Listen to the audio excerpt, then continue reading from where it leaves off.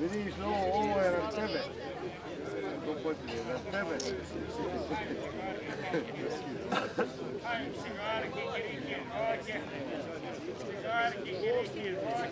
Boks broj 1, Lenkora. Vlasnik konjički klub Vilenjak Visoko. Manje više boksove, punite se. U boks broj 2 je već ušao Gazao. Vlasnik Nase Orić, Srebrenica, džokej Tika Vojković.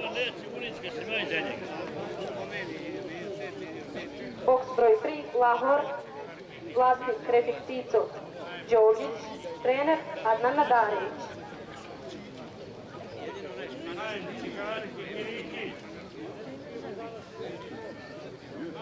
U boksu broj 6, Mabrov. Vlasnik Đunđev Brašen, džokej Lazarević Grada.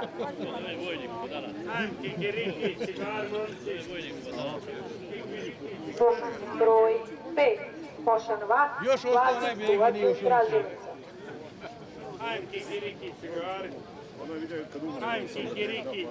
Još je ostao prazan boks broj 8.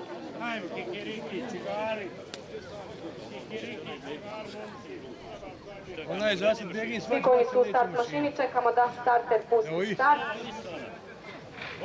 Ovog trena trka je puštena, najsigurnije je startovalo grlo Lenkora, koji je uspio da stigne i koji je trenutno na prvoj poziciji.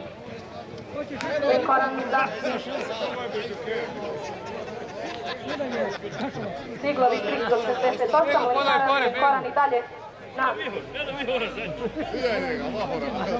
Rino je odustao od utrke, broj 9. Na čelu i dalje grlo Lenkoran, vlasnika konjski klub Vilenjak Visoko.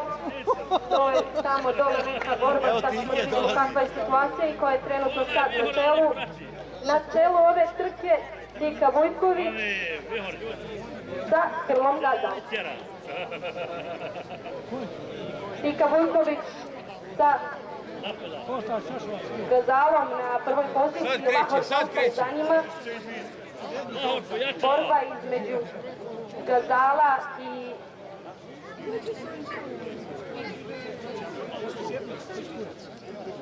između Gazala i imamo dva konja sa plavim dresom, pa da li je to Siglavi?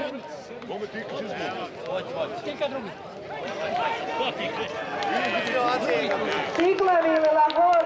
Siglavi na čelu ove trke i prvi prolazi kroz cilj.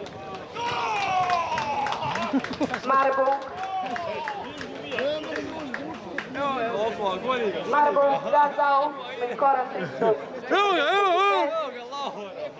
I daleko za svima zaostao je Lahor.